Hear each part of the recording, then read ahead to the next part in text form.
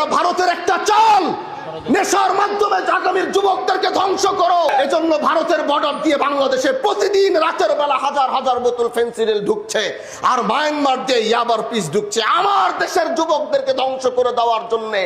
যখন দেশের প্রয়োজনে তাদেরকে দরকার হবে তখন যেন তারা অসুস্থ হয়ে বিছানায় পড়ে থাকে।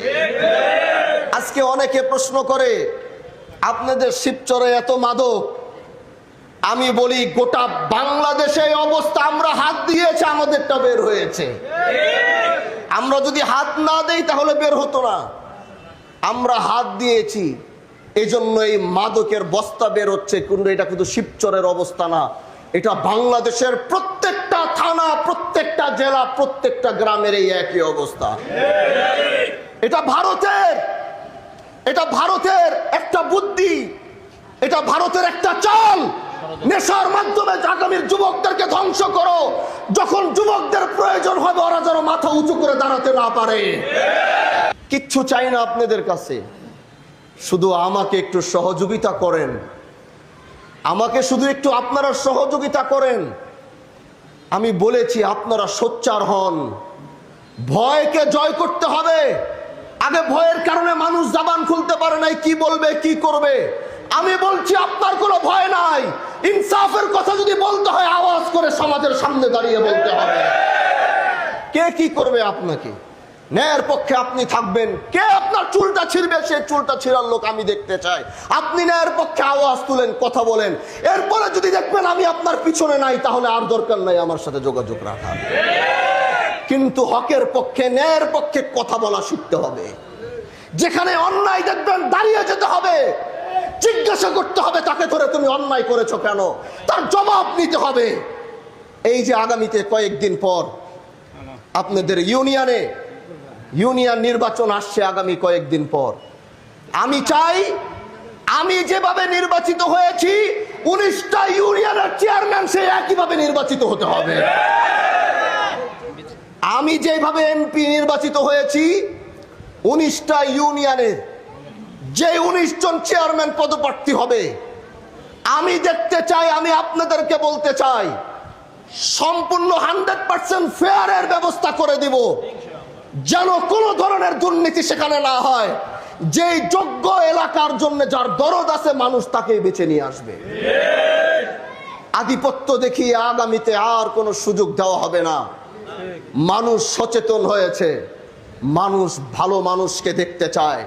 যারা এলাকার জন্য, যাদের সত্যিকারী দরদ, টাকা দিয়ে যেমন এবার এমপি ইলেকশন ঘুরাতে পারে নাই, প্রত্যেকটা ইউনিয়ন নির্বাচনে এরকমই হবে।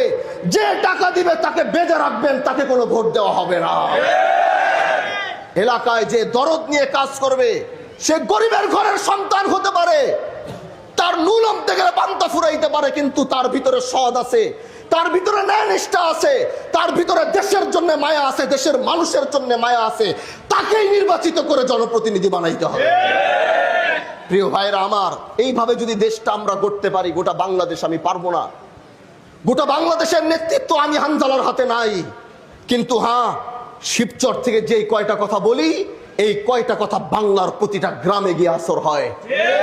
শিবচর থেকে দাঁড়িয়ে যে কয়টা কথা বলি, ঢাকার প্রতিটা ওয়ার্ডে গিয়ে সেই কথাগুলোর আসর হয়। যুবকরা এরকম চায়।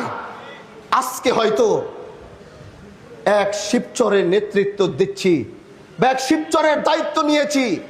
আল্লাহ যদি কখনো চায় হয়তো গোটা বাংলাদেশের নেতৃত্ব দেওয়ার জন্য আল্লাহ যদি চায়, তাহলে সেটা কেউ রুখে দিতে পারবে? আপনাদেরকে সাথে দরকার, পাশে দরকার। আসুন, একদিক থেকে ন্যায় এবং ইনসাফের কাজ চলবে, আরেক দিকে এলাকার উন্নয়নের কাজ চলবে। কোনোটাই ইনশাল্লাহ কমতি থাকবে না।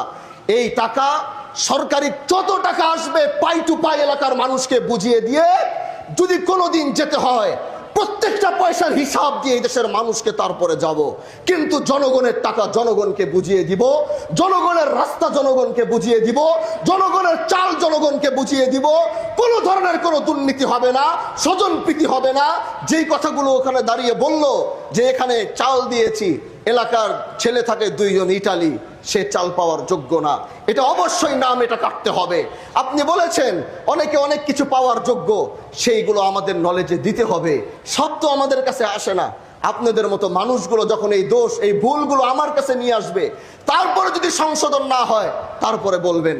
কোথাও আগামীতে এগুলো যেন না হয়। যার জামে চাল আসবে, যার অধিকার এই চাল খাওয়ার সেই খাবে।